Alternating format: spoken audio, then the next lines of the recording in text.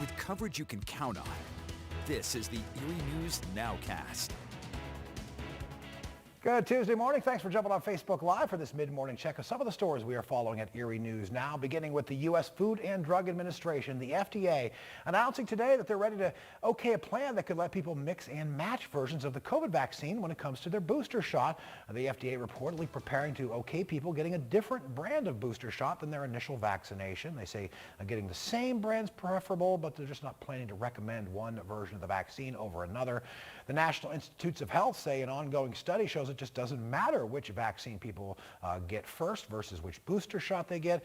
Any combination, they say, is safe and showed a revved up immune response. All the fight over vaccines and face masks continues on several fronts this morning. Down in the Pittsburgh area, the union representing Allegheny County Police is now suing over a vaccine mandate, and they join a growing list of spots like Chicago, LA, and Seattle, where police unions are fighting that push for vaccinations. We get you a look at the city of Pittsburgh on this Tuesday morning. Again, it's the union representing the Allegheny County Police Department filing suit over the Allegheny County vaccine mandate. They claim that order, which is set to go into effect in December, infringes on those police officers' bodily autonomy, as it was worded in the lawsuit. The union does say 77% of its members are vaccinated. Allegheny County leaders, though, say any officers who don't have those shots by December 1st will be out of a job. Now, according to a website that tracks police officer fatalities across the country, COVID-19 is now the leading cause of death for police officers across the country. At least it's the case since the pandemic started. It's another delay to report this morning in the local school district's ongoing fight over the state's order requiring those face masks in school. The delay comes after a request from Warren County school leaders fighting that lawsuit filed by parents after the Warren district okayed a plan that let kids get out of wearing a mask in class without a note from a doctor. Just a couple of weeks back, a federal judge issued a temporary order requiring Warren schools to get their mask policy lined up with the state's order. And the whole thing was supposed to be the focus of another federal court hearing today, but that has been pushed back to November. There's also the possibility the two sides could reach an out-of-court settlement. Cold start to the day. Cold enough your furnace may have kicked on. This morning, Erie News Now's Elena Jonathan shows us how some pre-winter prep work can keep that furnace running smoothly. Be proactive. That's the message from Reeves Plumbing and Heating owner Rick Reeves for maintaining your furnace this fall and going into winter. You know, being proactive about replacing equipment or even just maintaining, just to make sure everything works right for you is very important. Reeves explains it's crucial to make sure all the parts are working to your furnace before turning it on. He says there are red flags to look out for when you go to turn it on. Water leaking out of the bottom, things like that. But yeah, if you smell something bad or whatever, turn it off. This year wouldn't be the most ideal for a furnace breakdown. According to remodelingcost.org, the price for a brand new furnace ranges anywhere from $4,000 to $7,000 just for installation. Reeves tells me the price on everything is going up for him, and he's trying to keep costs low for everyone. Biggest thing that we actually have seen is an increase in furnaces and air conditioners, the cost themselves. They've gone up drastically over the past 24 months, just pre-COVID compared to that. To now, it's unbelievable. Reeves says this cool weather this week is the perfect reminder to check your furnace. Yeah, get it checked early before everybody else gets busy too. Yeah. Because we will get busy, and you're going to call people, your normal heating guy or even us, and we'll get you in. But there's guys that'll be out, 1, 2, 3 weeks, and they'll be like, sorry, you got to call someone else. Yeah. And David's got that first warning forecast.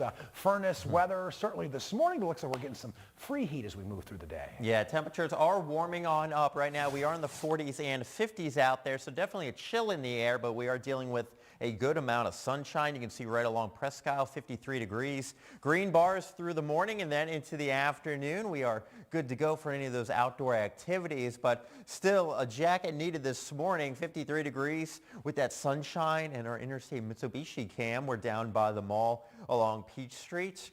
Warmer weather in store for us this afternoon. Plenty of sunshine and feeling pretty comfortable, especially in the sunlight when you have those temperatures up there into the 60s. Doppler max, nice and quiet. And as we go through today, we're expecting ample sunshine right on through the afternoon. And then as we continue into the evening hours as well, looking ahead to your Wednesday, high clouds passing on by. Maybe a shower showing up late in the night, but shower chances will be on the increase as we go through your Thursday.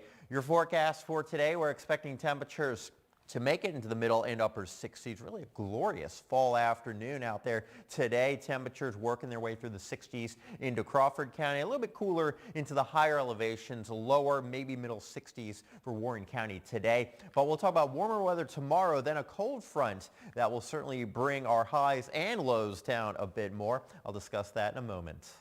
First, though, it's the story of an old dog with a new trick, and it's a trick that's going viral. I want to introduce you to a dog, a pug.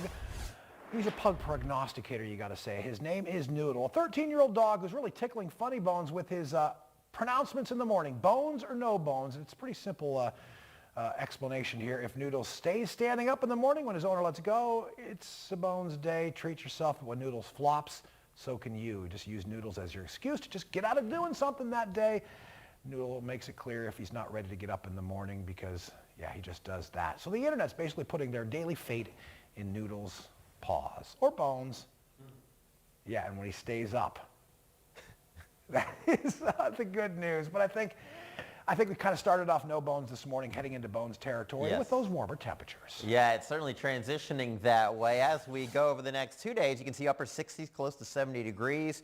We're trying to cool off a little bit on Thursday, and Mother Nature is going to help with that breeze and those increasing rain showers by the time we turn our attention to the weekend. Right now, temperatures will certainly be cool. We're only looking at highs in the middle 50s, morning lows way down into the 40s, some inland spots dipping down into the 30s. So we'll certainly keep an eye on the frost potential as we get into the weekend. Not looking at much rain right now. We'll keep those shower chances pretty low, but we are certainly changing up the weather patterns. So for the next 2 days, if you really enjoy the warm stuff, take advantage of Tuesday and Wednesday.